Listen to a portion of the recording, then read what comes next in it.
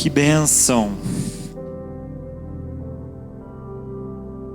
A Amanda tem sido parte da nossa equipe do 30 Semanas. E quando a gente ouviu o testemunho dela, eu falei para ela assim: Amanda, esse testemunho é uma arma agora, nas suas mãos. Deus te deu a cura e Deus faz isso. Ele quer trazer o nosso pecado para ser perdoado. Ele quer trazer o nosso pecado para ser curado. E Ele quer dar significado, inclusive para as nossas dores. Deus quer que a gente transforme as nossas dores em testemunho. Deus quer nos curar das nossas lutas e fazer delas grandes vitórias. Para que a gente possa subir aqui com a coragem de quem foi curado e de falar sobre as suas lutas, sobre os seus pecados, e usar isso como bênção, como ministério, como propósito. Porque tem clareza de quem é, tem clareza da sua identidade, tem clareza de quem Deus é e de tudo que Ele representa. É de uma extrema coragem fazer isso que ela fez aqui. Poucos têm essa coragem. Até nos adultos. Os adultos da equipe tem alguns que falam: nossa, tão difícil testemunhar. Poucos têm a coragem de vir aqui e falar sobre os seus erros, sobre suas falhas. Mas Deus honra e Deus abençoa a vida de muita gente, para quem quer esse propósito. Amém? A palavra hoje, a gente vai falar sobre identidade. E a gente vai entrar em temas, para mim, muito legais. Mas em temas que envolvem coisas muito profundas. Raízes muito profundas. E dessas raízes, eu preciso que vocês estejam muito conectados. Porque vocês vão descobrir da onde que vem muitas coisas que vocês andam ouvindo por aí. Pode pôr o slide para nós? O título dessa palavra é: Quem sou eu, afinal? Uma palavra sobre identidade. Ih, bugou? Quem sou eu, afinal? Que bugou, vai ter que pôr o outro lá.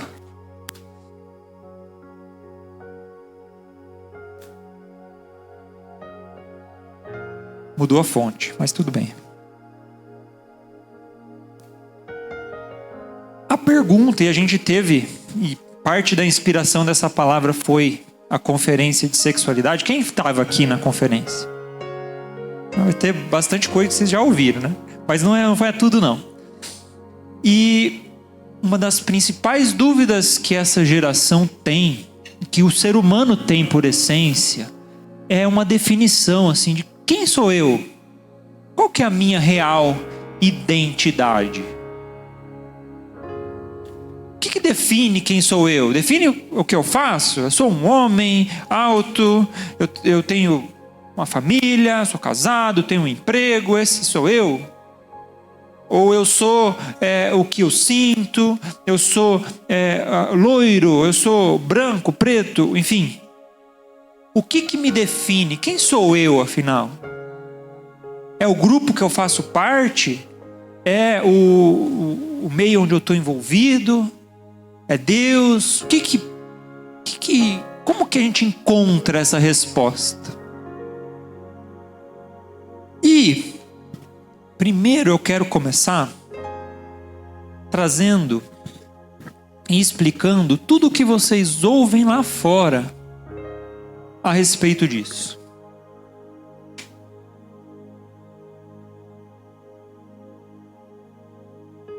Acho que não está passando.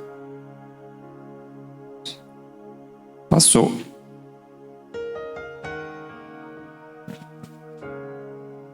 Então eu quero falar sobre a identidade segundo o mundo. Como que o mundo vai apresentar para você a resposta para essa pergunta. Quem que sou eu, afinal? Como que o mundo lida com essas coisas? Nós já aprendemos aqui, eu já falei em várias outras palavras, que nós vivemos numa presente era perversa. Já ouviram isso? Tem um versículo, pode passar? Se conseguir fazer funcionar. Não dá? Tá bom.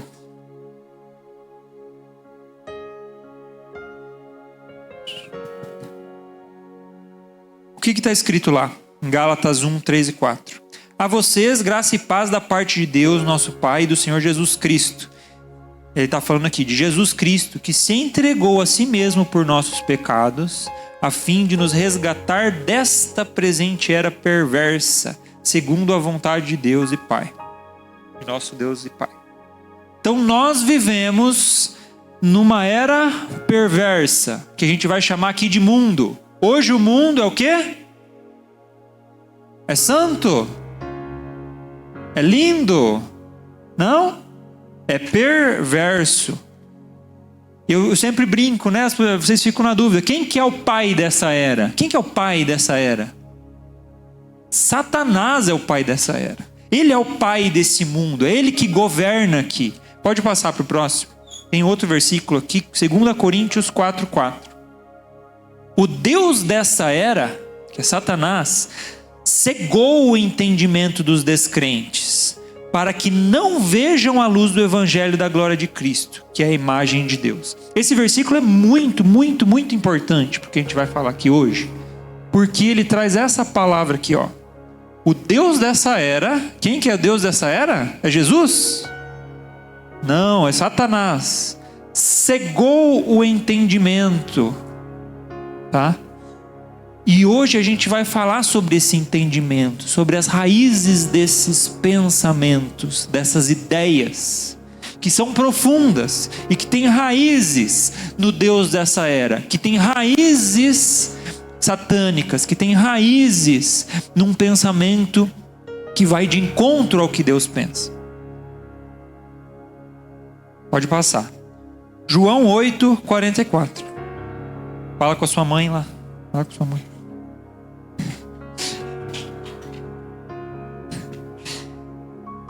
Vocês pertencem ao pai de vocês, o diabo, e querem realizar o desejo dele. Ele foi homicida desde o princípio, não se apegou à verdade, pois não há verdade nele. Quando mente, fala sua própria língua, pois é mentiroso e pai das mentiras.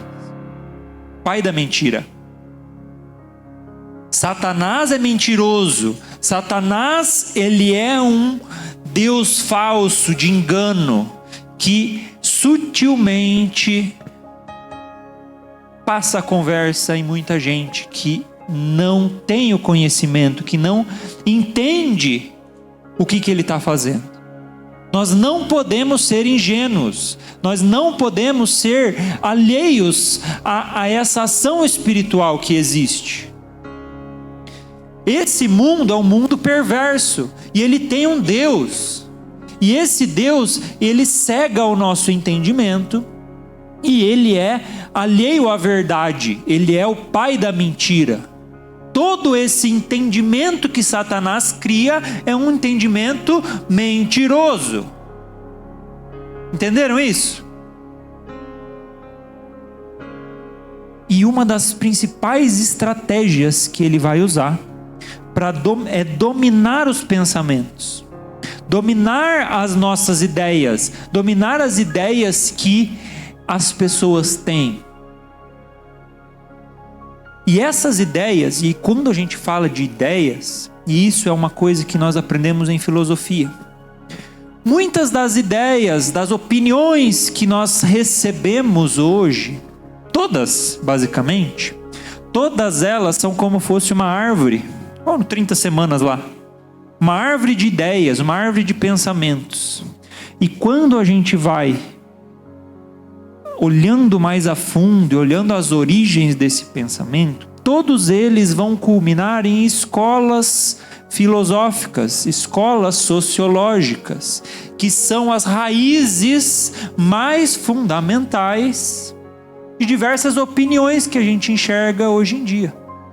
Então, muitas vezes, um adolescente ou alguém que não está conectado com isso, começa a replicar ideias sem nem saber a sua origem, sem nem saber de onde elas vieram, sem nem saber o que carrega por trás, que mensagem carrega por trás de todas essas ideias.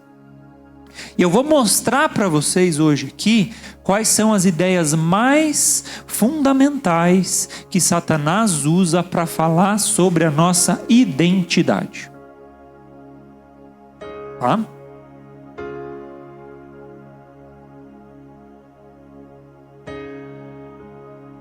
Segunda Coríntios 10, do 3 ao 5.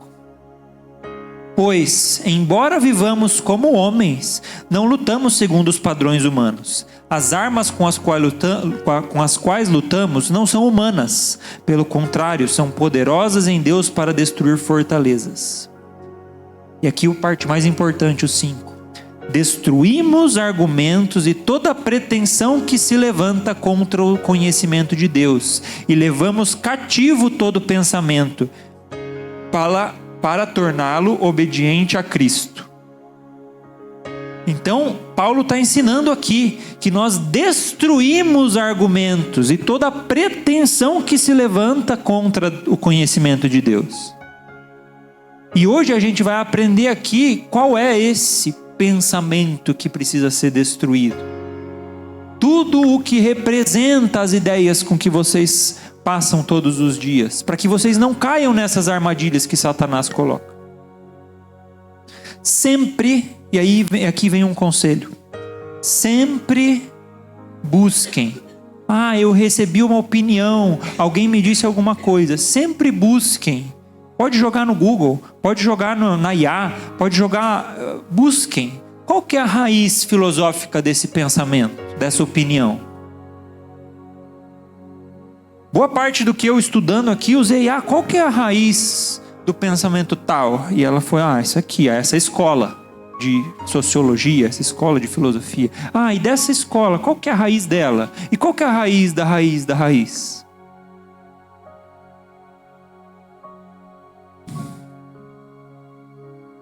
Por volta do século XIX, do século XX, Satanás começou um movimento de ideias que foi o fundamento e é o fundamento das ideias que baseiam grande parte do pensamento da sociedade, do mundo hoje. Começou, vocês já estudaram na escola a Revolução Francesa? Vocês sabem o que ela representa? A Revolução Francesa, ela é um culto à razão. Ela traz ideias de que a razão está acima de Deus, de que a razão, o pensamento da razão é um pensamento superior, é um pensamento, é uma queda da influência e da importância da igreja.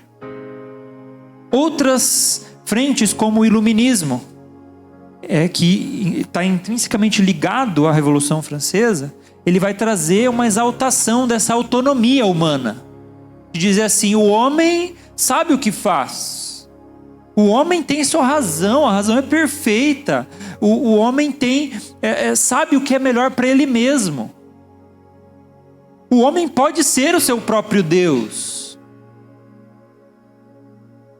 Vocês já ouviram essa história?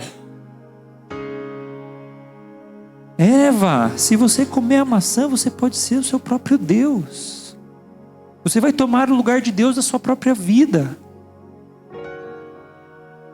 Vem o humanismo com essa ideia de que o homem é o centro. Ele é o centro das ideias. É dele que saem todas as coisas. O homem se autocolocando, né? O antropocentrismo, com o homem se colocando ele no lugar de Deus. E isso traz uma ideia, todas essas escolas de pensamento trazem essa ideia de secularização crescente. Então, Deus deixa de ter importância. E quem agora é importante é o homem. A fé é substituída por ciência, por as filosofias humanas. Pode passar, tem uma imagem. É como se o homem... Ixi, não dá para ver nada. Nada. Eu vou fazer o gesto. O que tem nessa imagem? Para ver só aqui em cima. Um pouquinho. É como se o homem pegasse a coroa de Deus, colocasse em si mesmo. Já viram essa cena de Napoleão? Autocoroação. Eu agora sou Deus. O homem é Deus. O homem sabe tudo. O homem tem a prerrogativa de dizer o que é certo, o que é errado. O homem tem a prerrogativa, a razão do homem vai dizer qual que é o caminho para a sociedade, qual que são as verdades. Então, isso é a raiz do pensamento que nos afasta de Deus.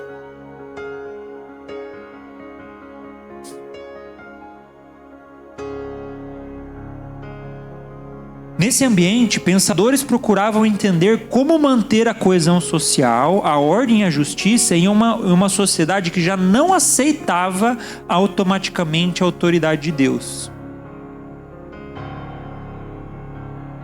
Ou seja, a sociologia nasce como uma tentativa de explicar o homem sem a referência ao Criador. Um esforço de fundar uma ciência autônoma do social, desligada da teologia. Lá em Romanos 1:28 vai falar assim: além do mais, visto que desprezaram o conhecimento de Deus, ele os entregou uma disposição mental reprovável para praticarem o que não deviam. Tornaram-se cheios de toda sorte de injustiça, maldade, ganância e depravação. Estão cheios de inveja, homicídio, rivalidades, engano e malícia.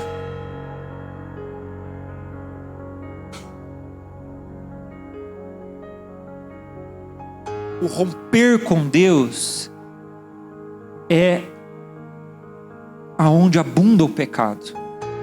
E onde abunda o pecado, vem a morte. Todas essas coisas, inveja, homicídio, rivalidades, engano, malícia.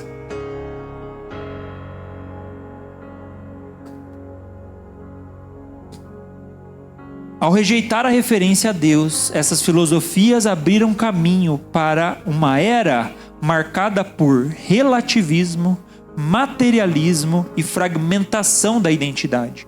Uma distorção que a Bíblia aponta como sendo causada pelo Deus dessa era, por Satanás. O nome dessa ciência e das ideias e da matéria que essas ideias compuseram é chamado de sociologia. Quem tem na escola, já tiveram aula de sociologia? Quem já teve? Levanta mais alto. Lá vocês vão estudar sobre 3 pais da sociologia, tá? Quem são esses 3 pais da sociologia? Que são as pessoas que formataram essas ideias e falaram assim: essa é a raiz do pensamento, inspiradas por esse espírito de rebeldia. O que eles diziam aqui, ó? Emile Durkheim: a identidade humana dependia inteiramente da integração ao grupo social. O que isso quer dizer? Eu sou, o que me define, a minha identidade é o grupo que eu faço parte. Eu sou dos boleiros, então a minha identidade é boleiro. Eu sou do nerd do computador, então a minha identidade é o nerd do computador. O grupo define o indivíduo. Vocês entendem isso? Isso é um dos princípios do que a gente chama de coletivismo. O grupo é mais importante do que o indivíduo. E ele vai dizer que o meio que vai dizer quem eu sou. Então, se eu ando com a galera X, eles vão me dizer que eu sou X. Se eu sou a minha tribo. E esse é um pensamento que não pode estar mais errado. Tá? É o que a gente vai chamar aqui de fragmentação da identidade. Karl Marx vai trazer, primeiro, uma explícita rejeição da religião. Ele trata a religião como um objeto, como algo que faz mal para a sociedade.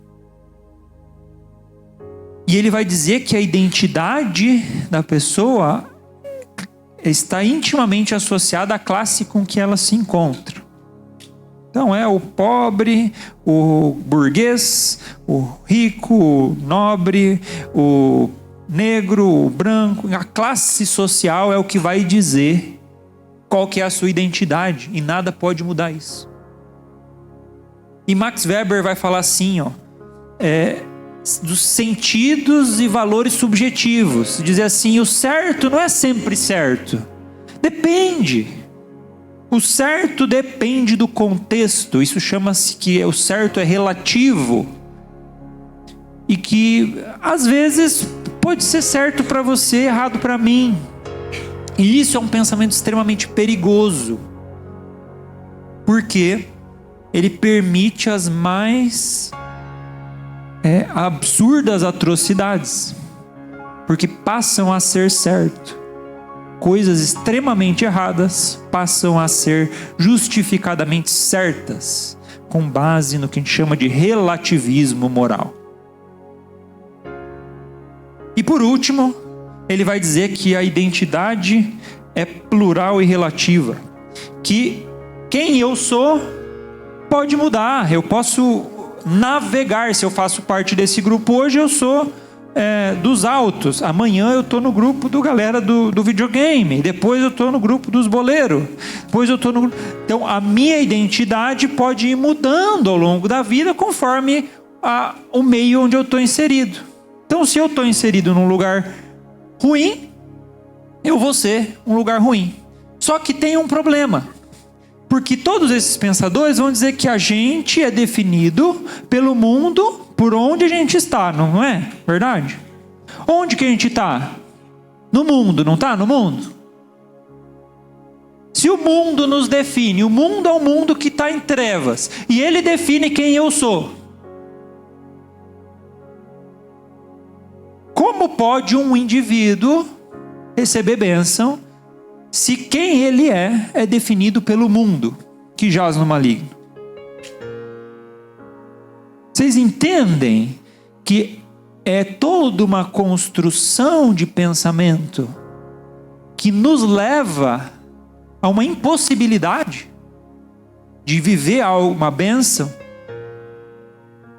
Uma vez que nós acreditemos nessas mentiras mais fundamentais, a gente passa a estar suscetível a toda sorte de sujeira que há no mundo. Que o versículo é claro aqui em dizer, né? Isso nos enche de inveja, de homicídio, de rivalidades, de engano, de malícia.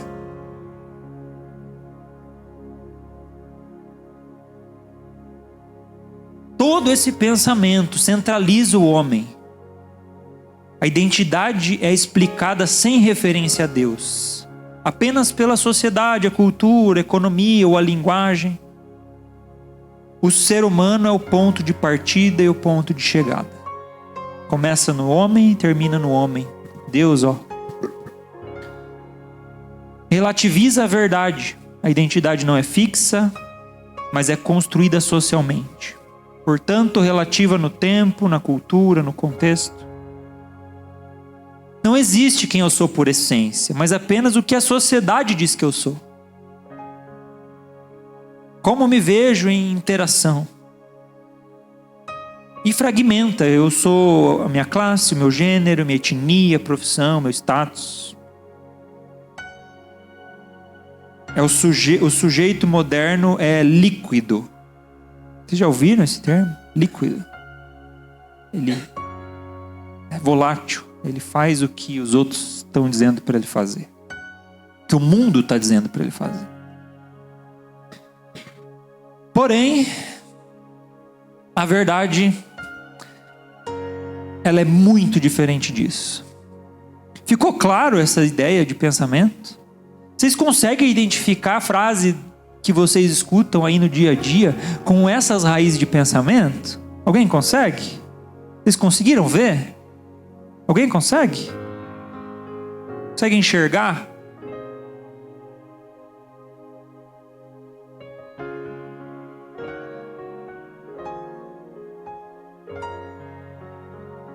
A identidade segundo Deus, ela é exatamente o oposto disso. Aonde o centro não é o homem, o centro não somos nós. A minha identidade não sou eu quem tem que dizer. Porque eu não sou Deus, eu não sou o meu Criador, eu não me criei.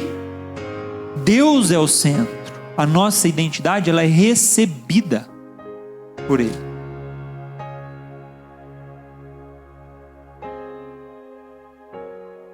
Nós somos criados à imagem de Deus. Criou Deus o homem à sua imagem, a imagem de Deus o criou. Homem e mulher os criou. Gênesis 1, 27.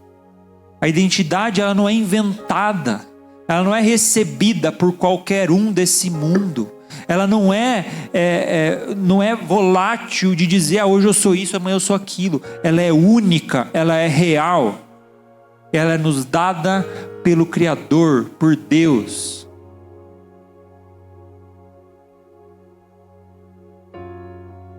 A nossa identidade, ela é assumida a partir de quem nos criou, a partir do propósito que Ele nos criou. Essa é a nossa real identidade.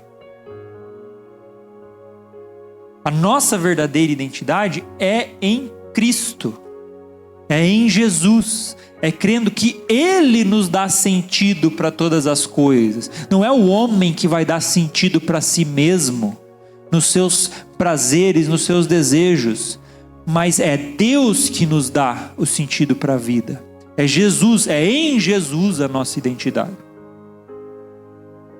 2 Coríntios 5,17. Portanto, se alguém está em Cristo, é nova criação. As coisas antigas já passaram, eis que surgiram coisas novas. Mesmo que eu tenha nascido no pecado, e todos nós nascemos, mesmo que eu tenha falhado miseravelmente, pecado imensamente, como todos nós pecamos, Deus, através de Jesus, nós somos uma nova criação. As coisas velhas passaram e eis que surgiram coisas novas. Jesus, Ele é a verdade em si mesmo. Respondeu Jesus: eu sou o caminho, a verdade e a vida. Ninguém vem ao Pai a não ser por mim. Vocês lembram do relativismo? Que a verdade pode ou não ser, dependendo. Existe uma verdade? Ou existem várias? Jesus é a verdade. Jesus é o caminho. Jesus é a vida. Não existe outra verdade. Não existe outro caminho. Não existe outra vida. Todos os outros caminhos levam à morte. E eles querem nos convencer de que os outros caminhos são os caminhos que importam. Mas Ele é o único caminho. A nossa identidade não depende de aprovação social, não depende de meio, de cultura, não depende da sociedade, da sociologia. A nossa identidade está em Cristo, que está muito acima de qualquer pensamento filosófico, de qualquer pensador humano falho, guiado por Satanás. Nós somos filhos de Deus. A partir do momento que nós entregamos a nossa vida para Jesus, nós somos uma nova criatura, nascida em Cristo, que nos tornamos filhos de Deus por adoção. João 1, 12 e 13. Contudo, aos que o receberam, aos que creram em seu nome, deu-lhes o direito de se tornarem filhos de Deus, os quais não nasceram por descendência natural, nem pela vontade da carne, nem pela vontade de algum homem, mas nasceram de Deus. Nós somos filhos e Deus nos ama. Não é à toa que no 30 semanas todo mundo se apresenta assim: eu sou um filho amado de Deus em Jesus Cristo. Porque a gente precisa ensinar, a gente precisa que todos entendam que a nossa identidade é em Cristo. Não é na nossa razão, no racionalismo, ou em qualquer outra doutrina.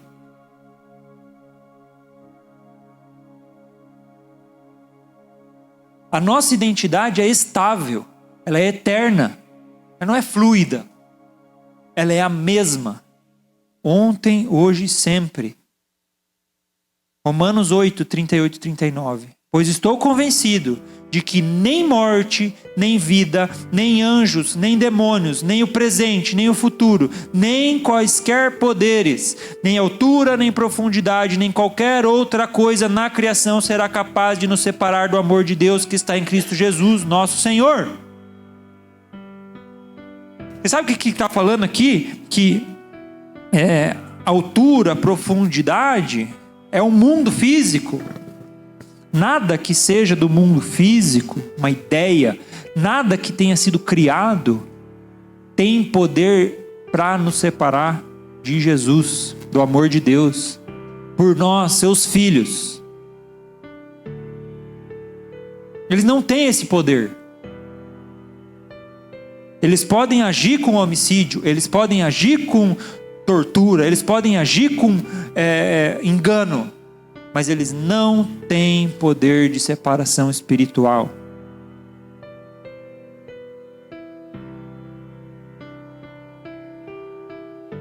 Somos povo escolhido com propósito.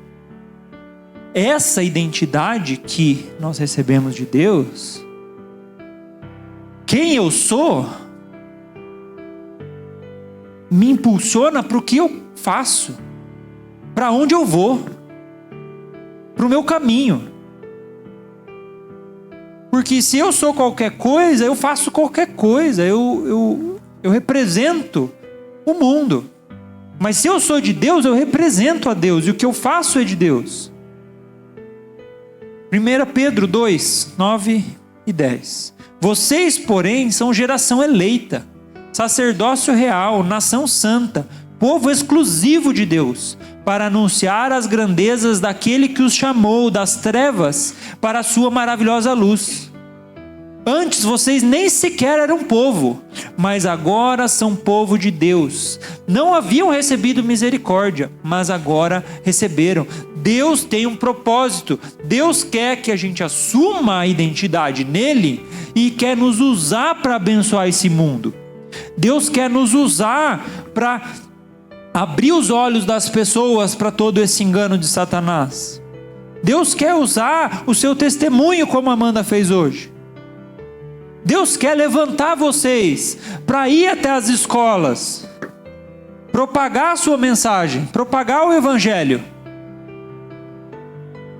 Deus quer usar a vida de vocês, a identidade real de vocês, de filhos amados, Deus quer usar para um propósito. Não caiam no engano, vivam pela verdade.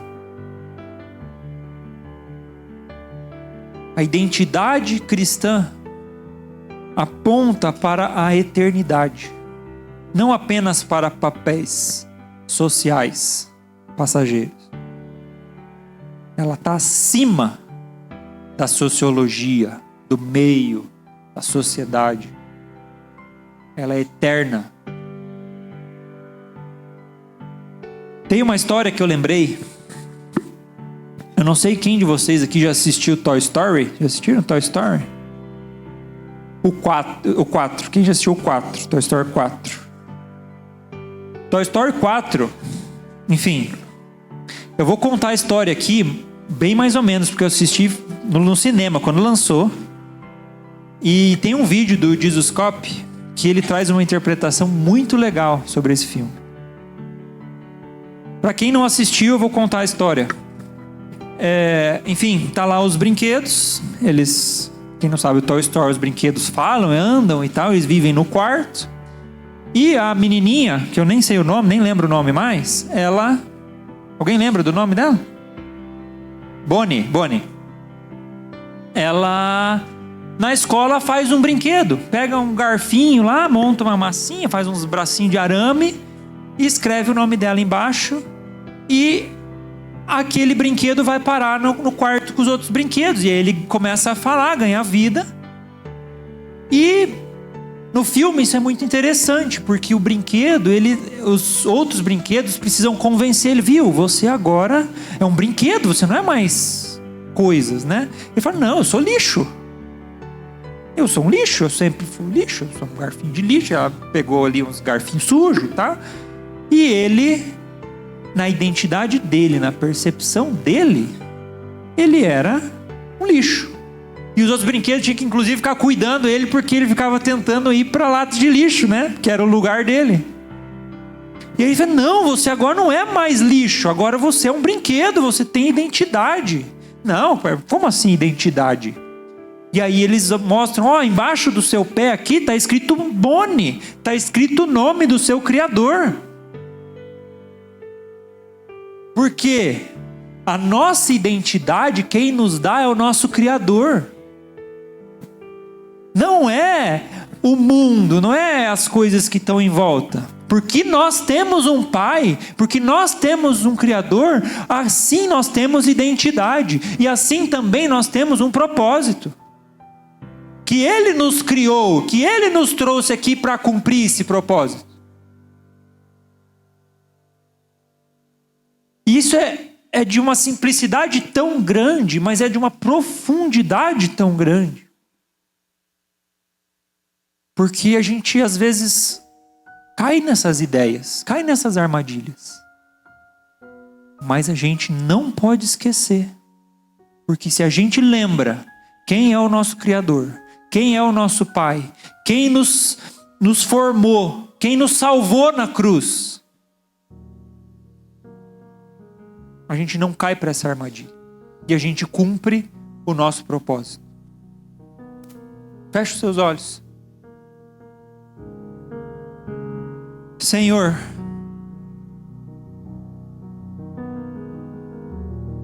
eu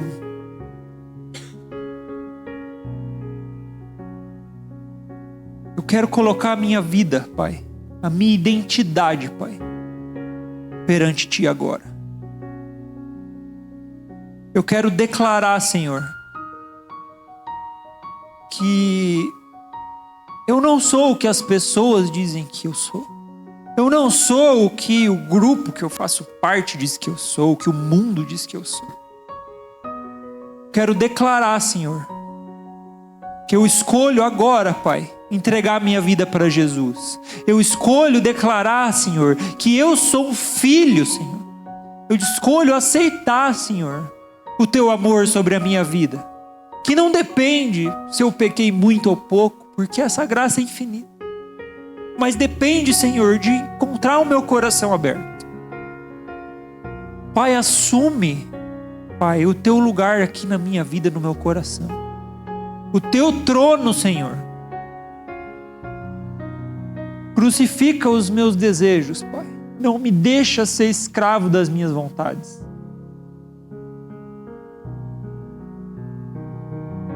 Reforça em mim, Senhor, quem eu realmente sou em Cristo. Qual que é a minha identidade, Pai? Eu sou aceito, Senhor, por Ti, mesmo com todas as minhas falhas, mesmo com todos os meus pecados. O inimigo não tem poder para mudar isso. Ele não tem autoridade, ele não tem autonomia, ele não tem patente, Senhor, para encostar em mim, Senhor.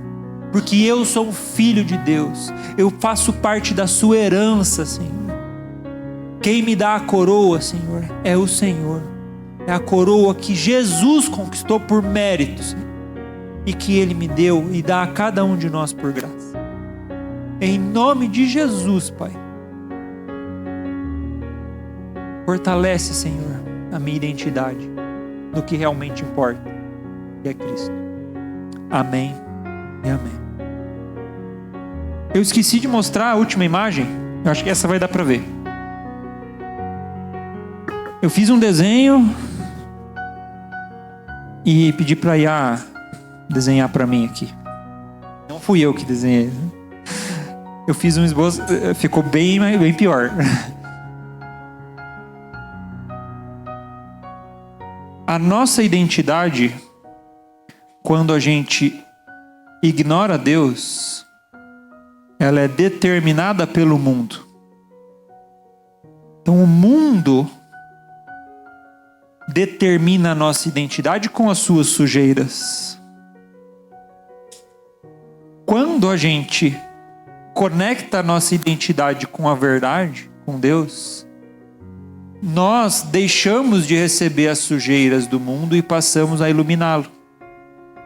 E a nossa identidade é refletida para o mundo através de propósito.